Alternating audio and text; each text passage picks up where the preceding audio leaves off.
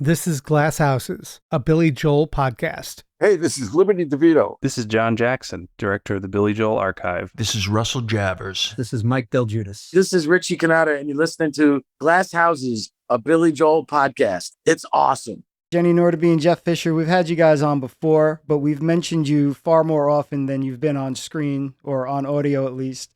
Jeff and Jenni are, of course, two intrepid collectors of Billy Joel memorabilia and some pretty powerful archivists as well. We've known each other for a while and definitely got closer in the run-up to the HBO documentary. We were all on that team that was, helping provide context and also plenty of artifacts, plenty of videos, photos, press clippings, things like that. And of course, over time, you've heard us mention Jeff and Jenni because when we do episodes on different years, different tours, things like that, a lot of the information we get that isn't readily available online comes from Jeff and Jenni's personal collections, which they've been putting together for years and years now.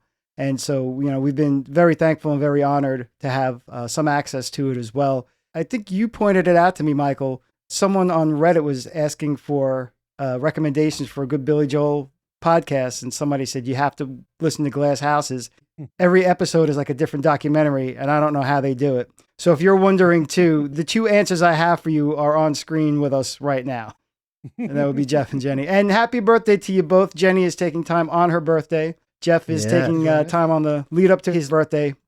Thanks for having us. Thanks for Thank you. the birthday wishes, and excited to finally get a chance to talk to you guys a little more. It was really nice, to your point, speaking of the documentary, that they did lean on us and did listen. Obviously, they had in mind what they were going to do, but when the four of us came to them on the same page of timelines of events and things, they certainly were all ears. When we joke about this team can figure out what month a photo was taken based on Billy's hair, I think that did come up at least once where it was, hold on a second, I don't think the Lords were together yet, but we have a record of this show. And somebody was like, no, that had to be later. That's just incorrectly dated. And No.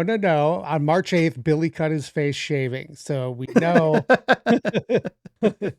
Can you describe what your collections look like, both in terms of what you've gathered over the years, what sort of memorabilia and artifacts, kind of quantify it somehow so some people know how many pieces, how many rooms in your house, how many storage units, however you guys are doing it these days. I have a truck outside my house. It's a mobile recording unit. So long story short is it's varied over the years, and it varied over the years for the size of the collection as things went from physical to digital. Same with my record collection and all of that. So at one time, everything was physical.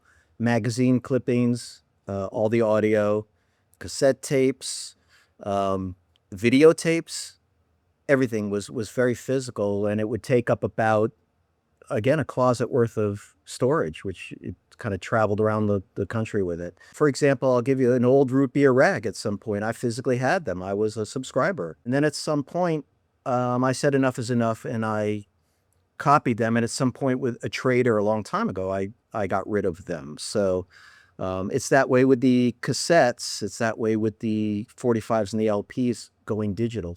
The number of what is in the database of what's left over between the digital scans and stuff, I'm scared to know, guys. I have no idea how much is in there. It's quite a lot. What I tend to focus on mostly is imagery, paper, media, things like tour programs, photos, magazines, tour programs, things like that. Thankfully, those things aren't massive. It's not like I have these huge, large pieces of things. It's just shelves upon shelves upon shelves. I have notebooks full of photo negatives, slides, contact sheets.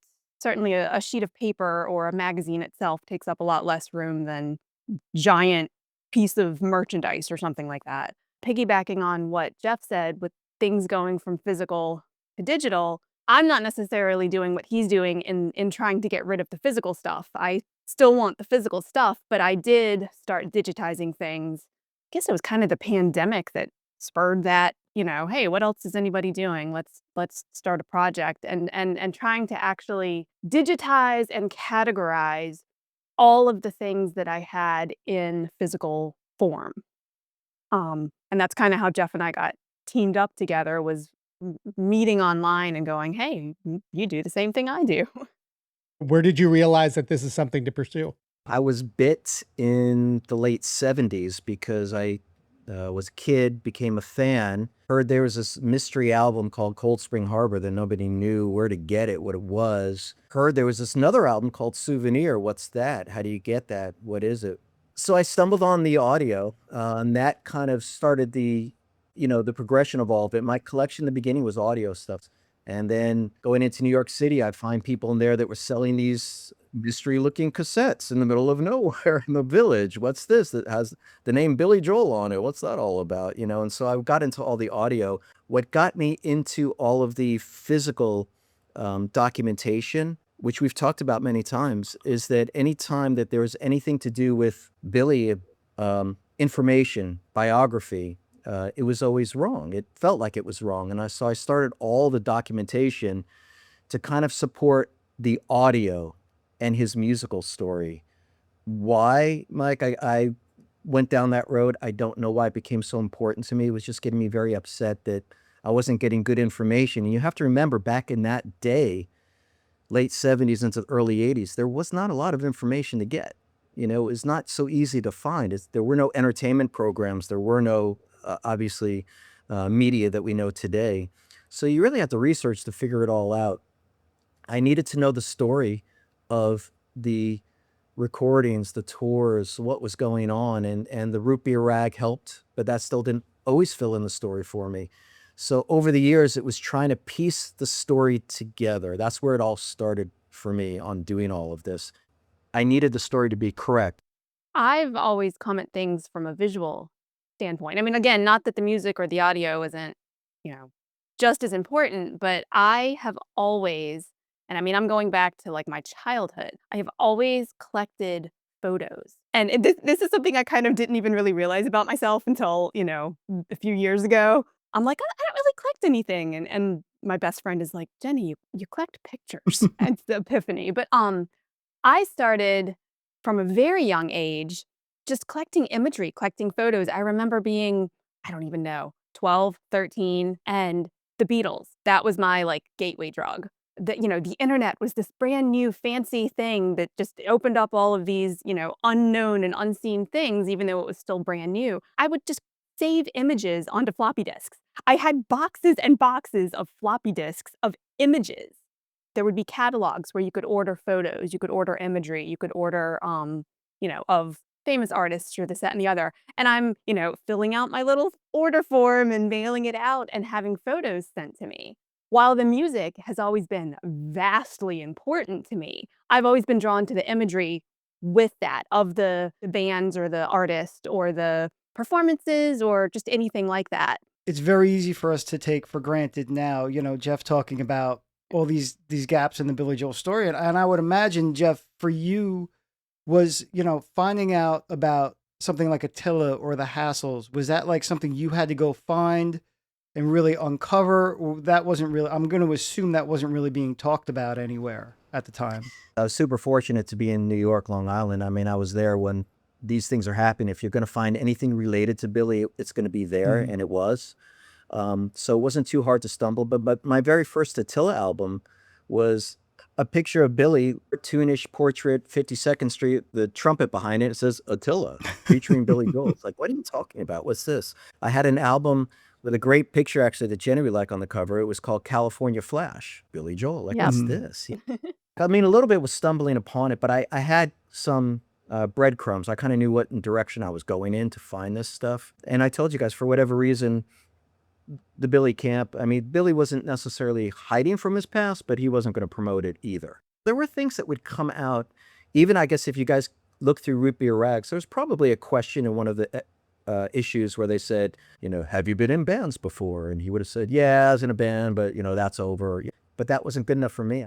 I would, dig deep through it and kind of, again, lucky enough that I happened to be where I could find the answers. But also, I want to tell you guys, also in that day, to find answers, which is really amazing actually about Jenni too. It's hard work too, because even back then for me to get answers, it was sitting in the library, it was sitting in a microfilm. I started digging deep into stuff, so the internet has helped tremendously, but the internet is also filled with a lot of incorrect answers too. But That kind of sped up the process quite a lot. But before then, it was good old-fashioned research kind of pointing me in the right direction. Even when the internet was around or new, I was still in like libraries. I was still having to go to get the microfilm, the microfiche. And the thing about that, the thing that the internet, even in its limitations and even in its, errors or whatnot, things are searchable. There was no keyword search in if you're going through microfilm, microfiche, or just thinking, hey, I heard rumor that there was a article in this magazine. I don't know what issue, I don't know what year, I don't know what this, that, or the other. You can't just go search a keyword in microfilm, or Sure. the internet has definitely made searching a lot quicker and a lot more efficient, but it also doesn't take away its work, Yeah. A lot of digging still. There was an old trick I used to use searching for things. So in the rock magazines or in Billboard or something, they would tell you what the tour dates were. And so if I saw whatever, Billy toured in Detroit, in the fall of 78, whatever that was, October, blah, blah, blah. If I was ever in a library and I'd want to look up a Detroit newspaper, I knew already what days I was looking for. I knew before the concert, 2 or 3 days ahead of time, in the Sunday section, there would be a feature on Billy. And then there would be a review afterwards. So I had at least a starting point on all of it, which helped collect some of the things. But also, guys, back in the day, there were only major newspapers in the libraries: Chicago, New York, Los Angeles, Washington, D.C. There weren't a lot of the secondary markets to find. And fortunately for me, or unfortunately for me, I moved around the country a lot. So I was in places that other people weren't. And of course, here comes Jeff stumbling into the library, So I would find what I needed to find. The culmination of all this was the timeline I put together, which really then laid the foundation for helping me find what I needed to find. When was it happening? It was a pain in the butt. Because, I mean, first of all, you could only take out a certain amount of reels at a time. Mhm. And so I was bothering the librarian over all this. She's like, "Oh, I need 4 more," or whatever it is.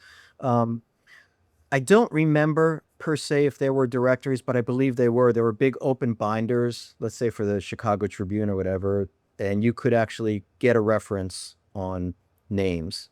So that helped. I already knew kind of certain dates I was kind of looking for, so that all helped. But you physically have to go through the microfilm and find what you want. And so I got to know how the newspapers were laid out. I kind of knew where the music sections were going to be. It's nice to know that in the early 70s that the music section was by the X-rated movies and the cartoons. That's why in the regular standard newspapers, different than the trade magazines, obviously, that's different. But what some a newspaper in whatever in Miami is not going to feature Billy Joel on page 3 in 1970s. They don't care about that, So you really had to kind of know where you were looking for, and it took time. There's a lot of time I spent there, which is, but it was satisfying. I just want to tell you guys quickly, because then when you find the page you want, you either have to pay for it to get the photocopy of it, and sometimes the negative comes out really good and the paper looks like awesome, and sometimes it looks pretty crappy, but at least you've got something. But it was a pretty big process to do it, I have to tell you. I probably wasn't digging through microfilm and microfiche as often or as much as he did. I kind of like him. I would do the same thing in terms of dates, having at least a general time frame. I'm not just pulling out random, hoping for something. But it's you have an idea for something, and this goes for searching online too. I mean, even in other formats, you have an idea, you have a broad time frame or a broad area that you're looking at, and then you're just flipping through pages. I've gotten very good at recognizing words, like my eye just catches the word Billy Joel or the word, the Beatles or John Lennon. Back in the 70s, Billy had a formula: write, record, release. It gets promoted, goes on tour, takes a couple months off, does it again. So if I was looking for a particular tour or a date from a concert, if a month was I knew that was kind of a dead month for him. I don't have to scout. I already kind of knew that. That really helped, instead of going through 365 days a year of every single newspaper. Over the years, there's a lot of shows that get rescheduled, a lot of shows that get canceled, things that don't happen for whatever reason. How tricky was it with some of these where there wasn't a whole lot out there to determine that things actually did take place as advertised. Here's where Jenny shines. Here's where Jenny comes into the picture for me. She's like tenacious, like I am. I don't accept any date on the internet. I don't. It's a great starting point. I need a second set of documentation. I need something to prove that. And so Jenny's really good at this. I mean, we go through a list and she will find a date that I didn't even know existed. We kind of knew where he was in the country. Could he be in New Jersey, or is that possible? We don't know. It's really very cool that way. And she'll stumble upon something, again, a source that's not easy to find. And then sometimes she may find something, and then maybe between the two of us, there may not be a date on it, but we can figure out, yeah, he was in Chicago, the beginning of summer '76. We can figure it out that way, which is really, really cool. I would find in a paper where it said, either predating the concert, sorry, tickets are being refunded for X show, blah, blah, blah. Or I would find something saying the Billy Joel, thing is going to be rescheduled for next January. And then maybe it wasn't even rescheduled. But that's the type of thing on the internet that people don't check. So when you see, the set lists sites or whatever, Right. they're very, very, very good. They're very good, but they're not 100% accurate, But that's, again, why I said I've got to see something that says, yep, that's the date. Yep, that's correct. In fact, we talked about this before. Many times they'll book maybe 6 dates. When he started to go on, I think it was the bridge tour, actually, he started to hit cities for multiple dates. That was a common thing. And then Stormfront, long dates at certain places, blah, blah, blah. Well, the dates, again, that you see in the trade magazines are great, but sometimes they're pre-printed 2 or 3 months ahead of time. Well, that may or may not have happened.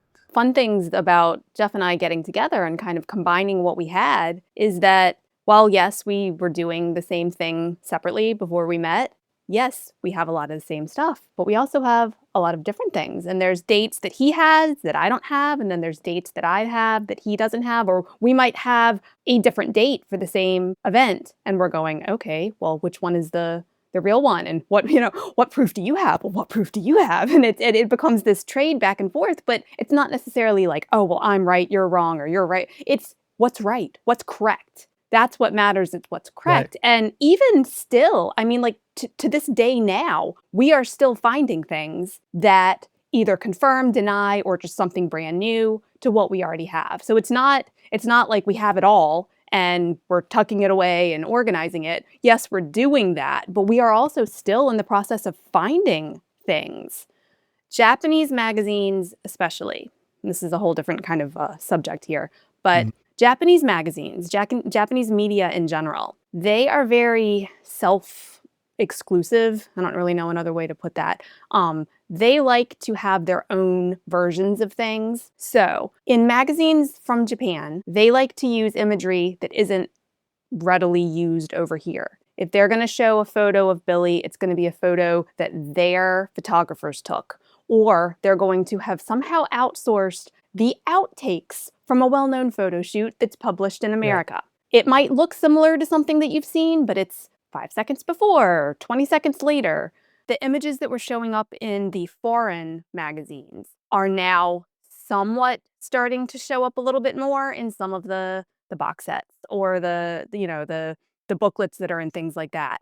But those were things that you would not see over here unless you had access to those Japanese magazines. What led to that discovery? I would spend a lot of time trying to find back issues of things. Again, I would know like, oh, I've heard rumor that there was such and such in maybe this issue of maybe blah, blah, blah. And you could go try to find, you could write to the publishers and try to see if anybody had a backlogged copy that you could buy somewhere. And I forget how exactly I learned of Japanese just magazines in general, but I started collecting a list of, I can't get these, but here's what if I can find them, here's where they will be. Like, here's what I will look for. So it wasn't until the internet that things like eBay or things like, being able to find things online that I could find these magazines, but you could still find the information. I remember not being able, I remember finally being able when the internet let you translate from one language to another, because like Japanese is not even the same characters, like it's Mhm. not even, but when you could start to actually search Japanese websites in Japanese, that opened up a whole new world to me. What are some of your favorite pieces of information or lore or trivia that you've uncovered yourself that you didn't see anywhere else? You made that connection, you made that discovery. It's not completely unknown that Billy wrote for Changes magazine. He's mentioned that a number of times in interviews, saying that he wrote some articles here and there back post Hassels, pre Attila, 1970. I have been able to track down a lot of those and some other publications that he wrote for as well. That might be one of my most proud finds. Yeah. That's a publication that doesn't exist anymore. The people that created that are nowhere to be found. And it was kind of one of those throwaway things that nobody, it's not like Yeah. Rolling Stone that people are keeping record of. Mhm. So And it didn't have that kind of wide circulation to begin with. exactly, it was very New York City specific. It was kind of an underground. I think it cost 35 cents Yeah. for a copy of it. Yeah, but that's so fun being able to not only track down which particular issues um to be looking for, but then to also be able to actually find those issues in physical form. That's probably one of my most proud, hey, I did it type moments. Yeah. And we've heard how Billy has talked about um that experience and it really like turning him off like I'm not a critic and it kind of Yeah. in his mind set the tone for a lot of things to come. What you uncovered by actually reading his words, did it align with the story we've heard from him over the years? Maybe to a degree. He has a very certain writing style, and I shouldn't have been surprised that he's funny because he's funny, but it surprised me to read that he's funny. Like he writes, he writes funny. In terms of I'm not a critic. I don't know if I fully believe that because he has opinions here. He had opinions and he did not seem to shy away from giving those opinions. I don't Mhm. know if some of what he says now is maybe damage control or just having, at that point, he hadn't been criticized, so he didn't know what it felt like. And then on the other side of things, he knows what it feels like, so he feels bad having ever criticized. Reading the things that he has written, he seemed quite adamant in his opinions, Yeah. and he didn't seem to have any apologetic nature behind it. Not that he was, unjustified in having those feelings, but it didn't seem like he was Right. trying to sugarcoat. If he liked it, he Yeah. liked it. If he hated it, he was going to let you know. And he was also thrilled to be getting 20 bucks, 10 bucks an article or whatever they were Yeah, paying him. I'm sure. exactly. The whole unmasking of the 1960s, there's quite a lot there that still we keep unmasking, which is amazing. A lot of which Jenny has stumbled upon, things that her and I both thought we would never see, and somehow she's got her hands on it, which is just incredible. That kind of made me think of something too. Yearbooks. This is part of the thing that I don't know if this was what you were talking about, Jeff, but yearbooks, being able to find yearbooks that are featuring the Hassels. Back when they played a lot of school dances. And so again, kind of being able to figure out, where did they play? Well, what year did they play? Okay, where's that school yearbook? I didn't even think about the 60s until he brought that up. But yeah, the 60s. Well, yeah, I mean, and we could continue yearbooks all the way through the 70s too, which also helped quite a lot, particularly college yearbooks and things like that. Honestly, guys, I mean, for me, and again, Jenny knows this, anything we can uncover pre-1977 is a big find. Billy is somewhat under the radar until October, November of 77. And things that were written before that time that he'd be mentioned were generally sometimes were wrong. I think for me, the most proudest thing that we've put together is maybe the most comprehensive 1975 through early 1976 timeline, because even the Billy camp is like, we have no idea what happened during that time. I'm like, well, I have a pretty good idea what happened during that time. So I think that was a big discovery. Even in Lib's book, he's got, some dates I know that are wrong. Again, we've got a backup of some time frame on that. We know of a show that he did for CBS in the summer of 75 that they don't talk about, but we know the importance of that, and that was in Toronto. We know the showcase he did in December kind of a industry event for Yetnikoff. Like, so there's a lot of things that we've uncovered in that time period. Fading out street life into the beginning of turnstiles. I think those were pretty big discoveries. Tell me more about those showcases. Which ones you're talking about specifically?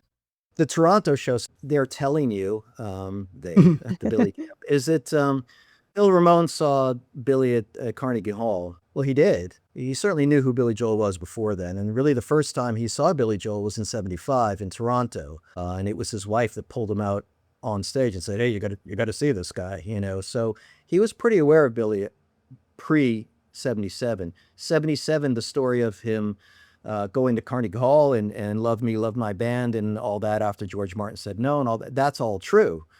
But he already had a knowledge of who Billy was for sure. So that's not like he came into it cold. Right. And in fact, Carnegie, he was specifically like, they had already been taught. He was invited like, all right, George Martin's not working out.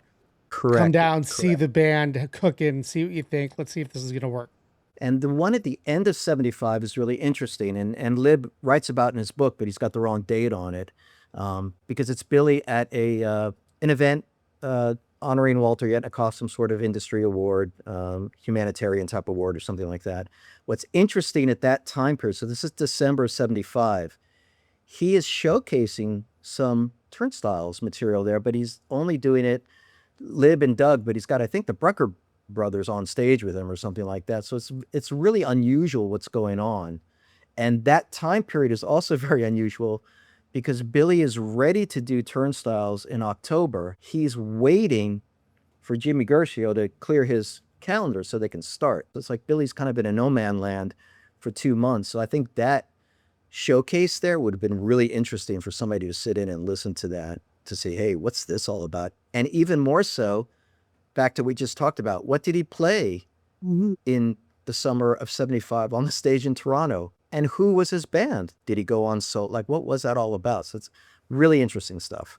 We have a little bit of a better picture of this now, especially with the Great American Music Hall concert, the first vinyl box set.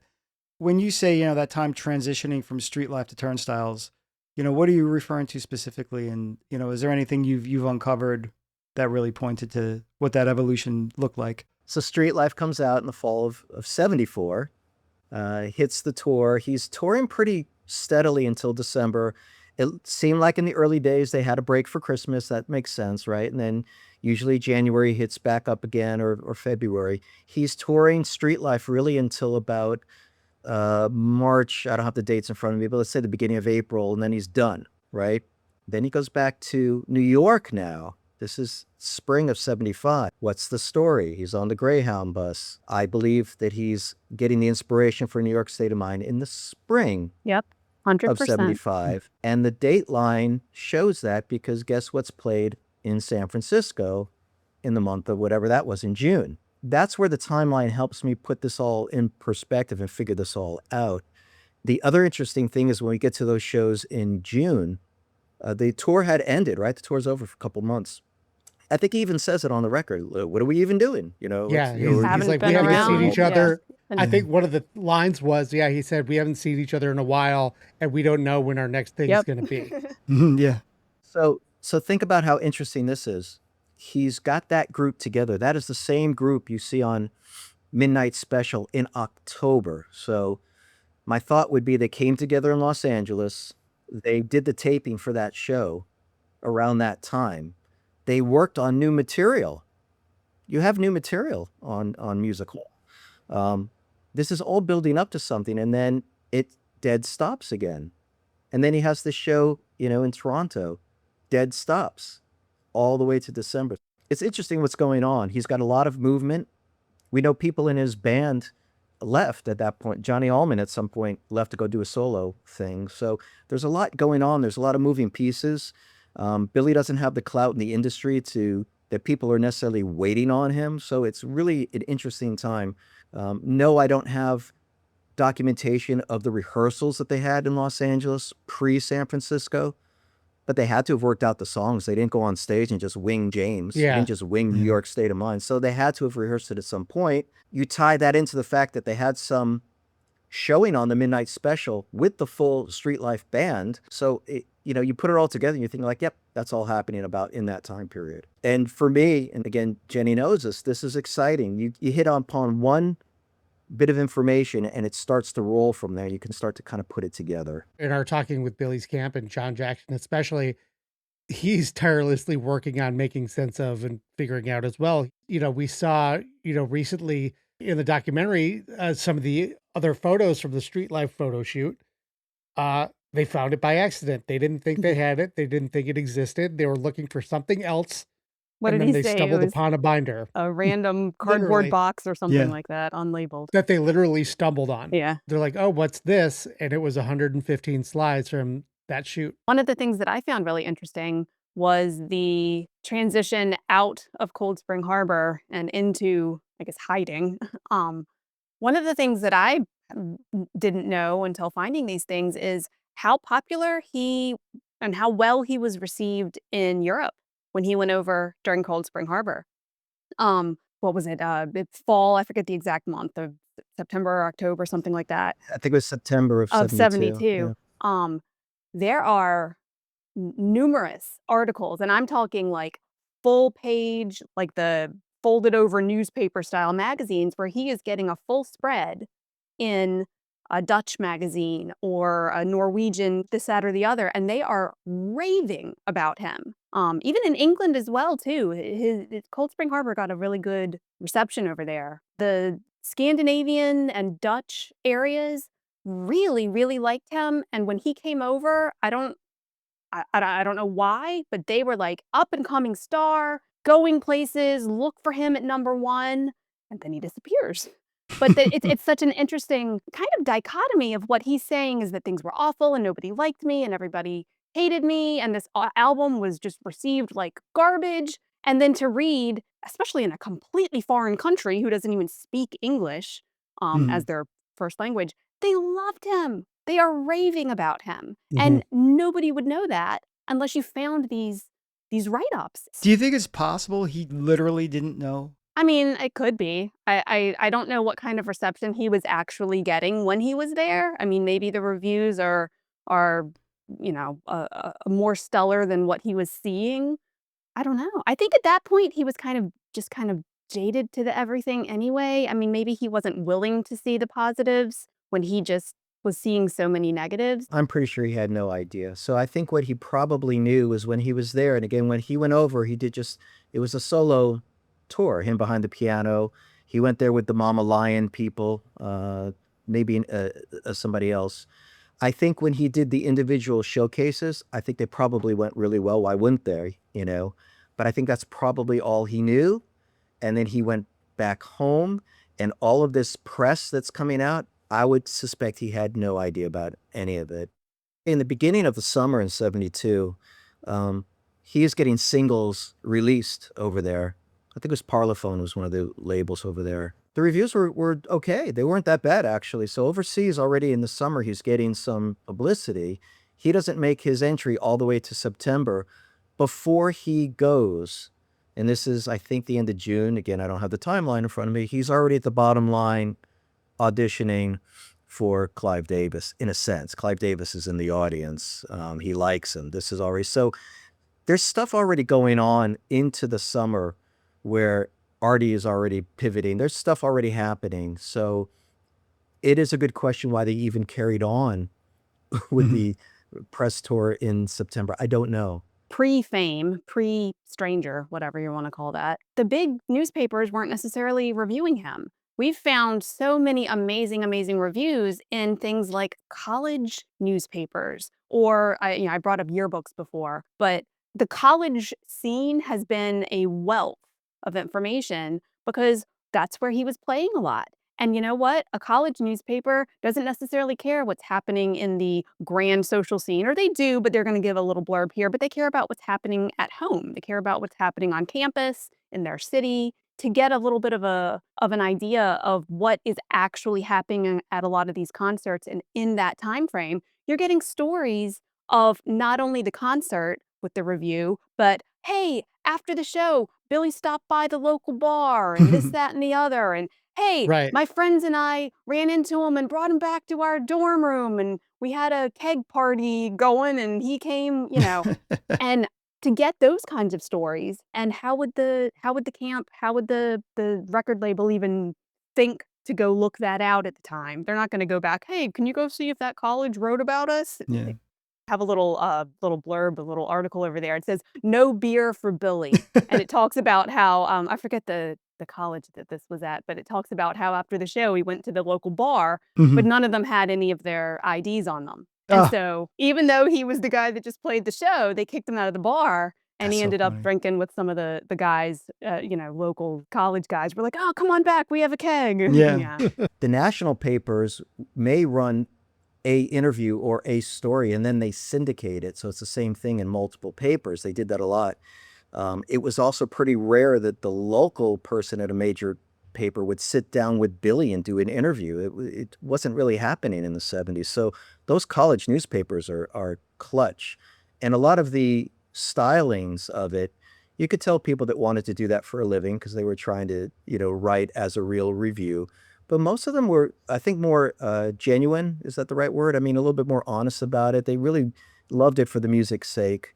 And they seem to actually have the respect for Billy, definitely at that college level. And I think many times in those newspapers, you would see many times they would say, he's not coming back. This guy's a star. Mhm. Enjoy it now while you can. That was kind of a repetitive theme. There's some of them that have even said things like, "We don't know why he's here. He should be, he should be playing the arena or he should be playing the big theater."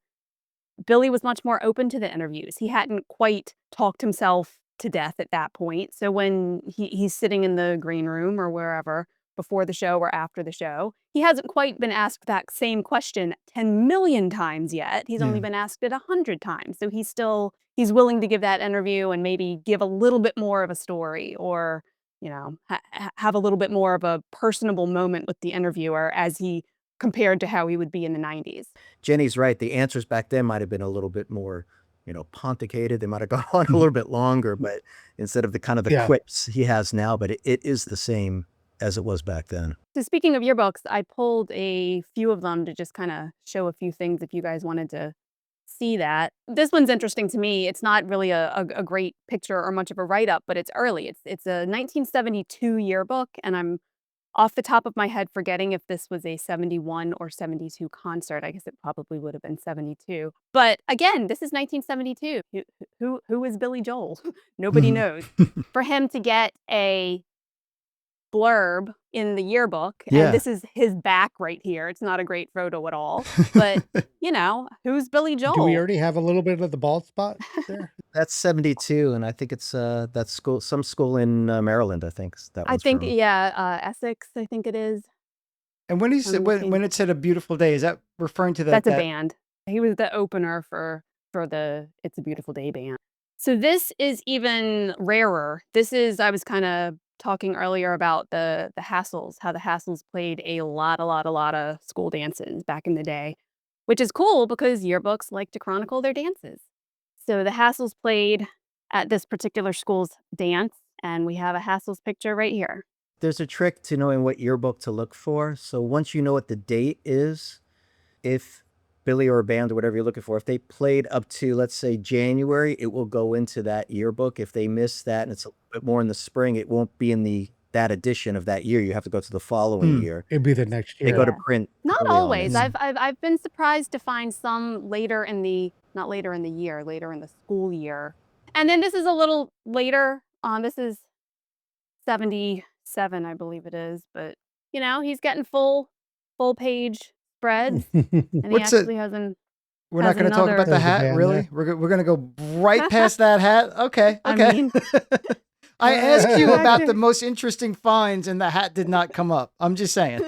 Yeah, we see the band. We're like, yep, that's about right. But that is a look we don't see Yeah. on Yeah. Billy. That's what I really find fascinating in that sense is watching him dial in his look. Like Jenny, the first one you showed, he's wearing like a football jersey or something, which is Oh yeah, just a you regular could never t-shirt. imagine yeah. that now. Yeah, at any point him wearing that. And Well, then what's interesting is to see a lot of those early photos, even up into the early 70s, 74, he's wearing some just like you just, got out of bed, threw on the shirt from the closet and went on stage. He is up on stage performing in like the local restaurant, t-shirt Mhm. with the ad on the back. But that's kind of how it was, because in transition from late 60s into early 70s, it was, I won't call it hippie-ish, but it was more like, hey, let's just hang out, listen to the band. It wasn't a show per se.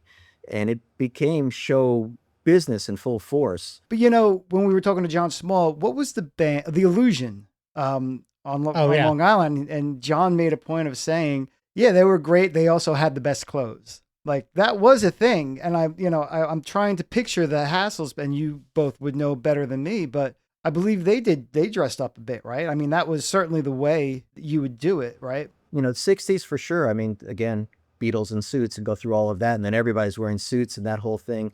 Then you get into kind of the psychedelic look, which I think Haskell's kind of had that sort of look on stage, if you will. When you start getting into the late 60s and early 70s, you're talking about people like the James Taylors and stuff. Like, you're talking about people that just kick off their shoes and that California laid back thing and go on stage as you are. So I'm not so sure it flipped to the formalized, we're back to show business again. Certainly maybe not until the New York Dolls started with a look, and then you get Kiss, and then you get all the heavier rock acts that are starting to look a certain way. In terms of the Hassles and what they were wearing, and this is just me kind of going off of the limited amount of things that I've seen, I think a lot of the psychedelic clothing was more for the published photo shoots and maybe some of the video stuff. In terms of what I have seen them wearing on stage, in just, generic show at whatever. Yeah. They're not in that psychedelic, like 2 different colored leg pants and they might have something on that's more psychedelic than what we have on, but it's the 60s and it's just what you wore regardless. But I Mhm. don't know that I necessarily think that the Hassles, and again, this is just my opinion based on what I've seen from what I've found, I don't think that they were like going out of their way to dress overly psychedelic on a consistent basis. But then we also have the pictures of Attila on stage in almost full regalia, playing their show in the Village Gate or wherever they were at. It was very exciting to stumble upon all of you, because it's nice when you find something and somebody else shows the excitement for it, that it means something to somebody else. Yeah. Because for me, at some point, I was just kind of entertaining myself, if that makes sense. Yeah. And I've had times when this collection meant absolutely nothing to me. Seriously. Like, I could have just gone straight to the dumpster and said, I'm done. So that was amazing. Then the fact that this kind of roped into the secondary, we can assist with the documentary with all of this really knowledge base we have and real physical articles and stuff. That was totally amazing, and also really gratifying. There was a time I was just going to go into Jeff Schock's office and say, here, dude, here's everything. Have fun. And the collection since that time, I have to tell you, is probably 3 or 4 or 5 times larger. And then if you throw Jenny's stuff on top of it, it's 1,000 times larger. I mean, it's crazy what we've been able to put together in a relatively short amount of time. This story can be told pretty extensively, and even more so if we go off into the other tangents of what you guys have brought onto it, and part of the things you've discovered from your podcast with some of the people you've spoken to, and then diving deeper, as I said, into some of the engineering magazines where you get more tidbits and stuff. Like, this thing can really be amazing. For me, though, it's gratifying, and I thank all of you that at least all of this went somewhere. Yeah. Well, that's part of what I have really enjoyed in terms of teaming up with you, is having that back and forth of, not only just combining things, but just being able to create a more complete picture. I don't know that when we started joining teams or joining forces, I don't know that we intentionally were doing this for anything other than ourselves. It kind of morphed into more than that in terms of you guys and the podcast and then the documentary. In the beginning, for me, when this all started, and this went back to the earliest podcast I heard that you guys had on, I think it was videotapes of the early 70s. Because I think that's the first time I wrote to you guys and I said, hey, great job, but that's not right, and this isn't right, and that's not right. And then we started the dialogue. And Yeah, we remember that email well, Jeff. I believe the that's- forward was, "Who's this asshole now?" You did good and you didn't get it right. but it proved the point that you know part of the story if you watch something visually or you hear the audio, but you sometimes need a little bit Right. more. One of the things that I've really loved about being able to kind of team up with you guys or help you with the podcast is having a use for this stuff. Because again, not that Jeff and I don't think either one of us were doing this for some greater thing, but it was just sitting. It was just, not being used. And so with you guys being able, for you to ask questions, or do you have a picture of this, or do you have a write up of this, or do you have, that's been nice to see these things be used in a way that isn't just collecting dust or just, us going, hey, look at this thing, In a fairly intelligent way too. Barely. intelligent. So, Couple of Caveat C there. students over here. over there, right? Once again, it's always when we sit down with friends and partners here, it's you say you're going to sit down and chat for an hour and it turns into 2 before you have a chance to blink, and this is exactly what happened today. It's all fun and games, always so a I have treat. to edit. Go on. Oh, exactly. Jack's over there grumbling. I'm I making can see mental it. notes He's like, yeah, "Oh, go on, man." keep going. Okay. Having been working with you as partners, it's been great to have you back on and again talking about your process and your passions. Thank you for having Thanks for us. having us. Yeah. Jeff and Jenny, thanks again so much for coming on. It's always a pleasure. Obviously, we're always working together in the background, but we're both very glad that we got you guys on screen again. And of course, now we get throw it out to you guys. How'd you like this episode? Was this illuminating even more about our process and what's out there and what could still be out there? And if anybody has any of these little things that we're talking about, by all means, pipe up, let us know. We'll work something out here. glasshousespodcast@gmail.com, or find us on the socials under Glass Houses, a Billy Joel podcast. Or if you want to hassle us, if you will, in real time, head on over to our Discord server where we talk Billy, we talk other music, we talk sports, we talk day-to-day happenings, whatever it is. It's a great community. We're having a lot of fun there, and we'd love to see you there as well. You can find the link to that in our show notes. Maybe we'll dip back into doing some watch parties or a listening party here or there in the coming year. Revisit that, make it, special, maybe not every month, but, maybe we'll cook up some fun things where we can all get together like our old watch parties we used to do. But awesome community over there. Mhm. And here we are wrapping up. Gosh, what is this, year 6? Yeah. We got a lot still in store for 2026. So there's, I'm sure, going to be some great Billy Joel stuff from the archives coming up next year as well. Stay tuned for all of that coming down the pipe. Yeah. And before that, though, if you like what you heard today, if you appreciate everything Jeff and Jenny have done along with us, please head on over to your podcast platform of choice. Give us a 5-star rating and/or positive review. Every 5-star rating and/or positive review is a signal to the almighty algorithm of your choice that we are a podcast of merit. And that means we'll get served up to more potential fans, making it a fast, easy, and free way to support the podcast. So thanks again, guys. And thank you again, Jenny and Jeff. We will see you guys again in a few weeks. See you soon.